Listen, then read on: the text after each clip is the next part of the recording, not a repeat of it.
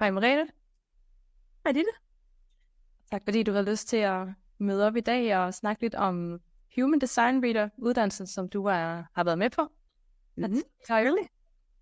Og gøre os lidt klogere på sådan din oplevelse med uddannelsen og hele Human Design som redskab. Har du lyst til at lige sådan give os en kort intro lidt omkring dig, hvem du er, inden vi sådan går i gang? Jamen, det vil jeg gerne. Jeg hedder som sagt Merete, og jeg tilmeldte mig uddannelsen i foråret her i år. Og det gjorde jeg, fordi at jeg stod i en ret personlig livskrise og i en helt ny familiekonstellation. Og jeg er stadig i gang med en uddannelse på universitetet inden for erhvervsøkonomi. Og jeg arbejder i en marketingsafdeling ved siden af. Og så har jeg 2 mindre dejlige børn, som jeg også bruger en masse tid sammen med. Men fordi alting var så nyt og så svært og hårdt og så videre, så tænker jeg, jeg skal gøre noget godt for mig selv. Jeg skal virkelig give mig selv en stor gave, og så tænker jeg sådan, hvis jeg skal tage fra allerøverste hylde, så skal det være noget med min spiritualitet, som altid har fulgt mig og altid været en stor interesse for mig. Og jeg kan ikke forklare hvorfor, fordi jeg egentlig er et meget logisk tænkende menneske og så videre, men der har altid været noget stort og noget spændende inden for det her spiritualitet, som har draget mig, og så begyndte jeg at kigge på forskellige uddannelser inden for det spirituelle, fordi jeg rigtig gerne vil bruge det fremadrettet også i mit arbejdsliv, og inkorporere det på en eller anden måde, og læse om forskellige slags uddannelser, og pludselig så poppede Human Design op, og det er ligesom om, så faldt brikkerne lidt på plads for mig, fordi at det er en uddannelse, som også er en form for system, hvor man plukker fra. Man har nogle bokse, kan man sige. Det skal vi nok helst ikke kalde det, men der er et system inden for nogle rammer, som man så arbejder ud fra, og så alligevel skaber noget unikt for hver eneste menneske, som man arbejder med. Og det gav bare sindssygt god mening for mig. Og så fandt jeg nogle forskellige udbydere, og der var du selvfølgelig den, jeg valgte, og det var du, fordi at for mig, hvor der skal være noget substans, og der skal være noget sådan, jeg tænker, fordi du er uddannet psykolog, at du har arbejdet inden for nogle rammer, og også har en vis skepsis helt generelt over for ting, og arbejde på metoder, og så tænker jeg, okay, og hvis du arbejder med Human Design også, og det giver så god mening for dig, så vil det helt sikkert også gøre det for mig. Så det var derfor, jeg valgte dig. Ja. Hvordan har hele den her uddannelse sådan påvirket dig rent sådan personligt, men også professionelt? Egentlig så har det jo været sådan lidt vævet om, hvordan jeg skulle bruge den og inkorporere den i mit arbejdsliv, så derfor, fordi jeg også stadig er studerende og egentlig ikke har haft nogen hast med det, så det var egentlig tanken for mig var, at det skulle være en gave til mig selv.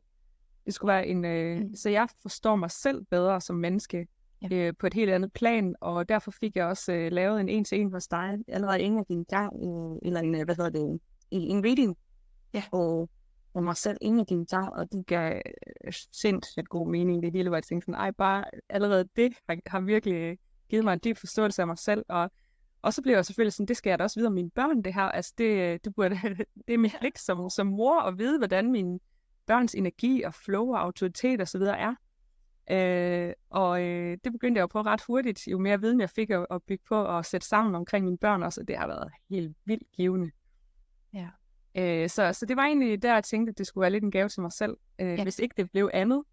Og nu er der så en masse brikker, som også begynder at være på plads i forhold til, hvordan man kunne bruge det med at gå ud i erhvervslivet og inkorporere det i forhold til fremtidig ledelse. Så spændende.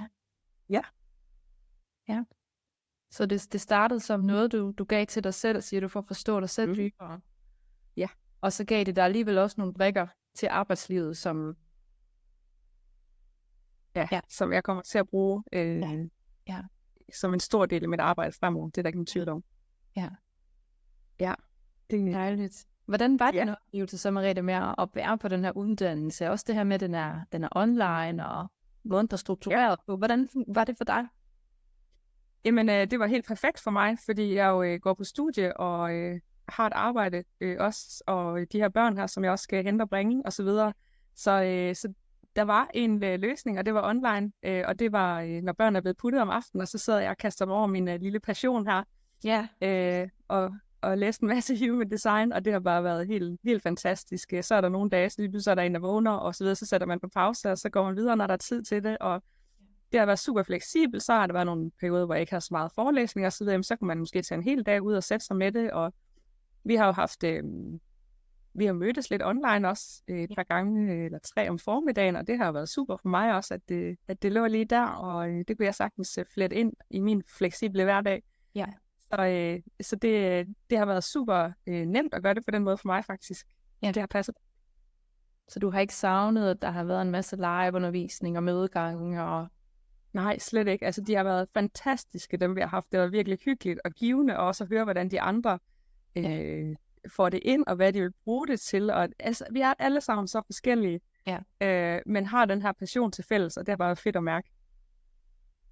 Helt sikkert. Så man sidder heller ikke helt alene. Selvom man er lidt alene hjemme og læser det, så er man alligevel en del af et fællesskab, hvis man har lyst til det.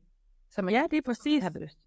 Ja, og vi har jo også den her Facebook-side, hvor vi alle sammen blev lukket ind fra start af, og ligesom kunne præsentere os selv, og det var du virkelig god til at sætte i gang, at vi fik præsenteret os selv, at stille et spørgsmål undervejs også, i forhold til, at vi skulle give en anden feedback på vores charge og så videre. Så det var super lige at træne lidt undervejs. Fedt. Dejligt, Merete. Hvis nu der sidder nogen og er nysgerrig på human design og overvejer sådan en uddannelse her, men er lidt i tvivl, har du et godt råd til dem i forhold til, hvordan får de mærket efter, eller få taget den rigtige beslutning? Ja, altså jeg vil sige, at jeg tror faktisk ikke, at human design er for alle, fordi at det er et egentlig ret omfattende system.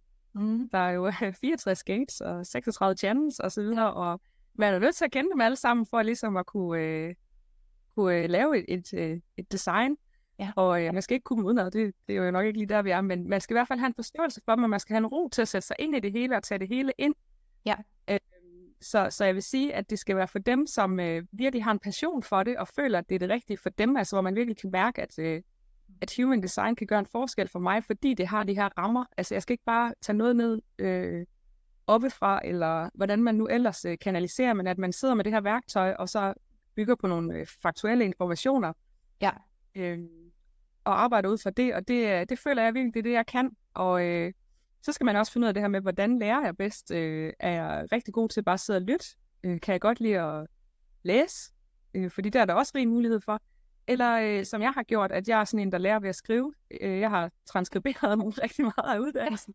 Fordi at, det er den måde, jeg lærer på. Det er, at det kommer ind og ud af mine hænder. Så det er jo også en måde at gøre det på.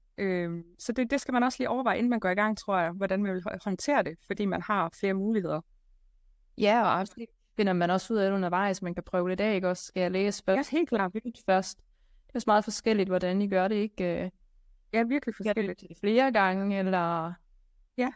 Og hvilket tempo skal jeg også bevæge mig igennem, som du siger, det er jo stort, og der er meget information, der ligesom skal lande og fordøjes, ikke?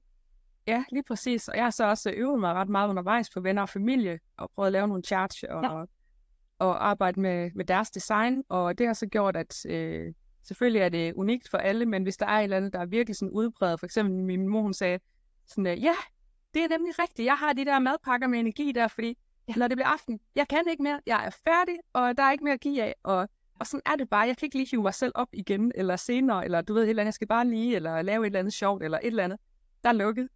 Og var det sådan, okay, så ved jeg i hvert fald, at projektenergien, den forstår jeg ret godt igennem hende, som sådan en base. Og sådan har jeg taget sådan lige, der var der sådan helt store udfald, hvor de siger sådan, det er bare sådan, det er, fordi det er, altså dem har jeg sådan lige noteret mig undervejs også, de der sådan, okay, det er i hvert fald helt tydeligt, at det er sådan der. Ja. Og også med mig selv, som har en emotionel autoritet. Ja. Altså, som vi også taler om på et af online-møderne, det her med, at jeg kan bare have dårlige dage, jeg kan ikke forklare hvorfor, men jeg kan simpelthen ikke tage en beslutning på de dage. Ja. Altså, jeg har ingen energi, jeg har ingen inspiration, jeg har ingenting, og det er jo sådan noget, jeg tænker, det er måske meget rart for andre at vide, og hvorfor, og ligesom forstå det, at det er jo ikke fordi, at jeg ikke vil, eller jeg er sur, eller jeg kan bare ikke lide i dag. Og sådan nogle ting der, altså det synes jeg bare, det er sindssygt vigtigt at forstå, og det er så det, hvor jeg har noteret mig lidt undervejs, hvis jeg har mødt sådan nogle udbredte små historier, jeg kunne skrive noget. Og det er også det, der gør, når man kommer ud og eksperimenterer lidt med det, og lige pludselig så hele verden jo ens human design case study. Ja, en legeplads. En legeplads, ja, at man kan gå der at introducere til dem, som er åbne og har lyst, og allerede der begynder man sådan at kunne lægge al den her teori lidt på plads, Ja, nemlig. og sådan forstå det lidt dybere, ikke? Ja. Og alt det, man opdager om sig selv undervejs også, når sådan virkelig. levet liv, ikke? Og det Ja. stopper jo heldigvis ikke kun efter et par måneder. Det er jo virkelig noget, der bliver ved med at give, oplever jeg. Ja. I resten af livet forestiller jeg mig, at vi ikke bliver færdige, men vi opdager hele tiden nye lag i det. Ja, lige præcis. Og det her, som du også har sagt fra start af, at det her med at tage det frem en gang imellem. Ja. Altså bare fra før og efter uddannelsen, hvordan jeg læser mit human design. Altså det er jo vildt så meget forskel, der er. Ja. Og det er jo fedt at også kan være med til at give andre et redskab, som de kan bruge. Altså det er en livslang uddannelse i sig selv, når man står med sit human design. Præcis. Ja. Ja, det er det virkelig. Det er dejligt at høre. Mm.